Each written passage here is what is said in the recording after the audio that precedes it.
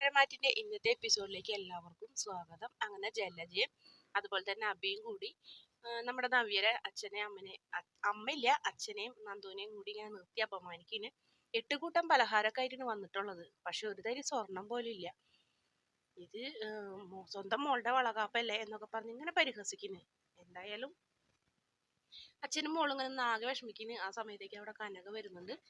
കനക വരുമ്പോ കനകയ്ക്ക് ദേഷ്യം വരുന്നുണ്ട്. കനക പറയുന്നുണ്ട്, സ്വന്തം എൻ്റെ മക്കളുടെ ജീവിതം നശിപ്പിക്കുന്ന ഇവളാണ്, ഇവളെ ശരിയാക്കിയിട്ടുള്ള കാര്യമുള്ളൂ എന്നൊക്കെ ഇങ്ങനെ മനസ്സിലാലോചിക്കുന്നുണ്ട്. ആ സമയത്ത് തന്നെ ആദർശിന്റെ അച്ഛനും അതുപോലെ തന്നെ അനിയും കൂടി വരുന്നുണ്ട്.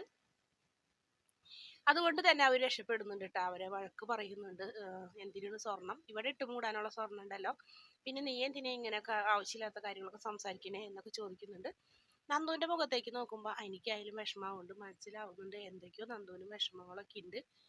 നന്ദു മുഖത്ത് പോലും നോക്കുന്നില്ലല്ലോ എന്നൊക്കെ ഇങ്ങനെ ആലോചിച്ചുകൊണ്ടിരിക്കുന്നുണ്ട്. അതിനുശേഷം അവർ രണ്ടുപേരെയും കൂടി അകത്തേക്ക് ക്ഷണിച്ച് അവിടെ ചെന്നിരിക്കുമ്പോഴും ഇതേപോലെ തന്നെ കനക ഓരോന്ന് പറഞ്ഞ് അപമാനിക്കുന്നുണ്ട്. ആ സമയത്ത് കറക്റ്റായിട്ട് മുത്തച്ഛനും മുത്തശ്ശിയും വരുന്നത് കൊണ്ട് തന്നെ ജലജോട് പറയുന്നുണ്ട്, നിന്റെ മരുമോളും അവളുടെ അച്ഛനും അമ്മയൊക്കെയാണിത്, അവരെ നല്ല രീതിയിൽ സ്വീകരിച്ചിരുത്തേണ്ടത് നിന്റെ മര്യാദന്, അതിന് ഈ പറഞ്ഞ സാധനം നിനക്കില്ലല്ലോ എന്നൊക്കെ ചോദിച്ച് നമ്മുടെ മുത്തശ്ശൻ ഒരുപാട് വഴക്കൊക്കെ പറയുന്നുണ്ട്. പിന്നീട് നയനമോളെയും ആദർശിനെയും വിളിക്കാൻ പറയുന്നുണ്ട്. അപ്പോൾ ചെറിയമ്മ പറയുന്നുണ്ട്, അങ്ങോട്ട് പോകണം, ഇപ്പൊ അവരുടെ റൂമിലേക്ക് പോകാൻ തന്നെ പേടി എന്നൊക്കെ പറയുമ്പോൾ എല്ലാരും കൂടി ചിരിക്കുന്നൊക്കെ ഉണ്ട്. ഇപ്പൊ ചില നേരത്തെ ഒരു നല്ല സ്നേഹവും ചില നേരത്തെ കീരിമ്പാമ്പും എന്നൊക്കെ പറയുമ്പോൾ ദേവയാനിക്ക് അതൊന്നും ഇഷ്ടപ്പെടുന്നില്ല. അതുകൊണ്ട് തന്നെ ദേവയാനി ഇങ്ങനെ മുഖം വീർപ്പിച്ച് നിൽക്കുന്നുണ്ട്. പിന്നെ കാണിക്കുന്ന ആദർശിനെയാണ്. നയന ആഭരണങ്ങളൊക്കെ ഇടുന്നുണ്ട്. ആദർശ് വാങ്ങിക്കൊടുത്ത സാരിന് നയന ഇട്ടിട്ടുള്ളത് എന്തായാലും അതിൽ സാരി ഉടുത്തേക്കുന്നത് കൊണ്ട് തന്നെ ആദർശിന് നല്ല സന്തോഷമാവുന്നുണ്ട്. ആദർശ് ഇവള് ചെറുതായിട്ടൊന്നും പിണങ്ങിയെങ്കിലും പ്രശ്നം സോൾവ് ചെയ്ത്, നിങ്ങൾ ഇത് എടുത്തു തന്നത് നിങ്ങളുടെ അമ്മ എടുത്തു തന്ന ഷർട്ടിന് മേച്ചാവാൻ വേണ്ടിയിട്ടല്ലേ, എന്നാലും സാരമില്ല, ഒരു ഭാര്യ ഒരു ഭർത്താവിന് ഒരു ഡ്രസ്സ് എടുത്ത് കൊടുക്കുമ്പോൾ അത് അവരിടണമെന്ന് ഏതൊരു പെണ്ണും എന്നെ പോലെ എന്നെ ആഗ്രഹിക്കുന്നുണ്ടാവും, അത് സാരമില്ല എന്ന് പറയുന്നുണ്ട്. എന്തായാലും ആദർശ് നയനയും കൂടി താഴത്തേക്ക് ഇറങ്ങി വരുന്നുണ്ട്. പിന്നെ കാണിക്കുന്നത് നവ്യനെയാണ് കാണിക്കുന്നത്. ഒരുപാട് ആഭരണങ്ങളൊക്കെ ചാർത്തി ഇങ്ങനെ ഒരു കുലുക്കോ ഇല്ലാണ്ട് ഇങ്ങനെ ഇരിക്കുന്നുണ്ട്. ആ സമയത്ത് അമ്മയും നന്ദും കൂടി അങ്ങോട്ട് ചെല്ലുന്നുണ്ട് കൂടെ. അതുപോലെ തന്നെ നയനയുണ്ട്. മോളെ അച്ഛൻ കഷ്ടപ്പെട്ട് മേടിച്ചാണ്, 2 ഗ്രാമുള്ളൂ, ഇതിന്റെ ഇടയിൽ ഒന്നും ആവില്ല എന്നറിയാം, എന്നാലും എൻ്റെ മോള് ഇത് മേടിക്കുന്നു പറഞ്ഞപ്പോൾ നയനയുടെ മുന്നിൽ വെച്ച് നവ്യ ഒരുപാട്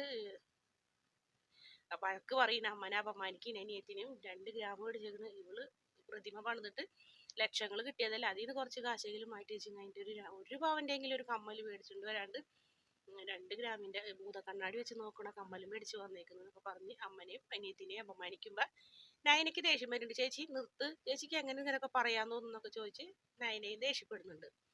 നിനക്ക് ഇതിന്റെയൊക്കെ കുശുമ്പാണ്, നിനക്ക് ഇങ്ങനെ ഒന്നും നടക്കുന്നില്ലല്ലോ, മാത്രല്ല നീ ഇവിടുത്തെ മൂത്ത മരുമോള്, അപ്പൊ നീക്ക് ആദ്യതൊക്കെ ഉണ്ടാവേണ്ടതായിരുന്നു, അത് എനിക്ക് കിട്ടിയാലുള്ള കുശുമ്പെന്ന് പറഞ്ഞപ്പോൾ ചേച്ചിക്ക് എങ്ങനെ ഇങ്ങനെയൊക്കെ പറയാനുള്ള മനസ്സ് വരുന്നതെന്ന് ചോദിക്കുന്നുണ്ട്. അല്ലാണ്ട് എന്നെ മനുഷ്യൻ തീർന്ന് നിൽക്കണമെന്ന് പറഞ്ഞപ്പോൾ അമ്മ ചോദിക്കുന്നത്, എന്ത് പറ്റി മോളെ, 2 ദിവസമായാലും മോളെ മുഖത്ത് ടെൻഷൻ എന്ന് പറയുമ്പോൾ ഒന്നുമില്ല അമ്മയെന്ന് പറയുന്നത്.